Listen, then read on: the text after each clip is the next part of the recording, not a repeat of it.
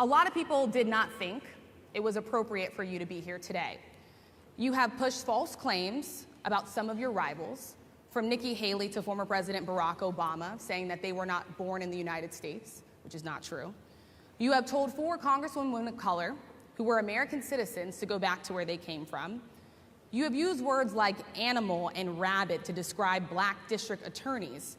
You've attacked black journalists, calling them a loser, saying the questions that they ask are, quote, stupid and racist. You've had dinner with a white supremacist at your Mar-a-Lago resort. So my question, sir, now that you are asking black supporters to vote for you, why should black voters trust you after you have used language like that? Well, first of all, I don't think I've ever been asked a question in such a horrible manner. First question. You don't even say, hello, how are you? Are you with ABC? Because I think they're a fake news network, a terrible network. And I think it's disgraceful that I came here in good spirit. I love the black population of this country. I've done so much for the black population of this country, including employment, including opportunity zones. I've done so much, and and I say this, historically black colleges and universities were out of money. They were stone cold broke, and I saved them, and I gave them long-term financing, and nobody else was doing it. I think it's a very rude introduction. I was told my opponent was going to be here.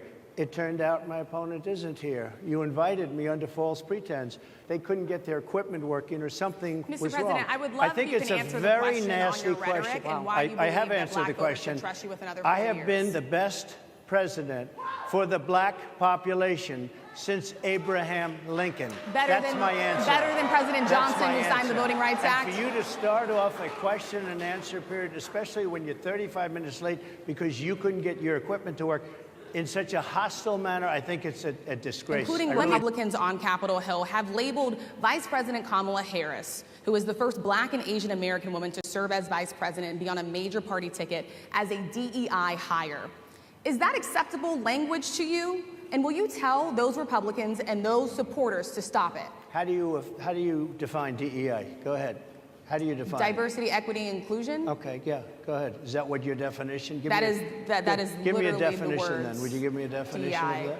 Give me a definition of that. Sir, I'm asking you a question, a very direct question. Define it for me, if you would. I just defined it, sir. Do you believe that Vice President Kamala Harris is only on the ticket because she is a black woman? Well, I can say, no, I think it's maybe a little bit different. So she was always of Indian heritage, and she was only promoting Indian heritage. I didn't know she was black until a number of years ago when she happened to turn black, and now she wants to be known as black. So I don't know, is she Indian or is she black? She is always identified as a black woman. She went to a historically black college. I respect either one, but she obviously doesn't, because she was Indian all the way, and then all of a sudden she made a turn, and she became a black person. Just to be clear, sir, do you believe that she is somebody should look into that too when you ask continue in a very hostile, nasty tone. It's a direct question, sir. Do you believe that Vice President Kamala Harris is a DEI hire, as some Republicans have said? I really don't know. I mean, I really don't know. Could be. There are some. What is your message today? My message is to stop people from invading our country that are taking, frankly, a lot of problems with it. But one of the big problems, and a lot of the journalists in this room I know and I have great respect for, a lot of the journalists in this room are black. I will tell you that coming from the border are millions and millions of people that happen to be taking black jobs. You had the best. What exactly is a black job, sir? A black job is anybody that has a job. That's what it is. Anybody that has a job. All right. They're taking the employment away from black people. They're coming in, they're invading. It's an invasion of millions of people, probably 15, 16, 17 million people. I have a feeling it's much more than that. The black population is affected most by that. These people are coming into our country, and they're taking black jobs and Hispanic jobs, and frankly, they're taking union jobs. Unions are being very badly affected by all of the millions of people that are pouring into our country. And other countries are setting loose their prisoners, they're opening up their prisons and their mental institutions, and they're taking their bad people, drug dealers, gang members, and they're bringing them into the United States. And by the way, their crime rate is going down, and our crime rate is going to be a disaster. So, Sonia Massey, someone from Illinois, an unarmed black woman, was shot the other day in her home by a deputy sheriff. The deputy has since been charged with murder. You've said police would get immunity from prosecution if you win. Why should someone like that officer have immunity, in your opinion? Immunity? Immunity. I don't know the exact case, but I saw something, and it didn't look good to me. It didn't look good to me. Are you talking with the water, right? Yeah, well, police unions are not backing this person either. Okay. But again, why would... They're going to be charging the officer. I guess they're charging the officer. So why should he receive immunity? Well, he might not. I mean, it depends. It depends on what happens. I'm talking about people that are much different cases than that. We need people to protect ourselves.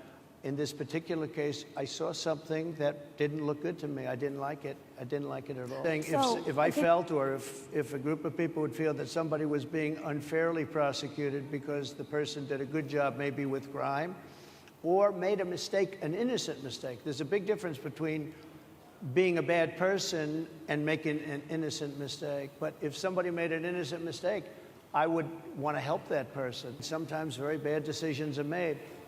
They're not made from an evil standpoint, but they're made from the standpoint of they made a mistake. Mr. President, I would love to ask you about January 6th. You've called yourself the candidate of law and order. Yeah. When Time Magazine asked you if you would consider pardoning all the rioters, you said, yes, absolutely. Sure. You called them patriots. 140 police officers were assaulted that day. Their injuries included broken bones, at least one officer lost an eye, one had 2 cracked ribs, 2 smashed spinal discs, another had a stroke. Were the people who assaulted those 140 officers, including those I just mentioned, patriots who deserve pardons? Well, absolutely, I would. You would pardon those? If they're innocent, I would pardon them. They've been convicted. And by the way, well, they were convicted by a very tough system.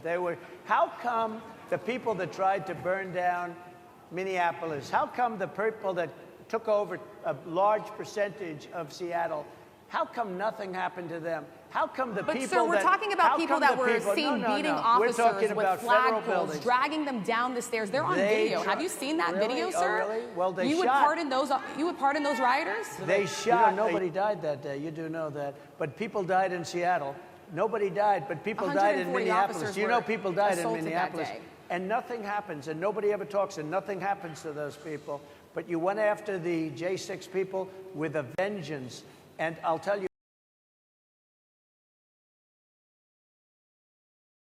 about that. Look, nothing is perfect in life. But you have people from Minneapolis, you have people just from 5 days ago in Washington, D.C., they were having fistfights and fighting with the police. They were spraying and destroying. They were desecrating our monuments in Washington, D.C. 5 days ago, and nothing happened to them. And you can't have 2 systems of justice.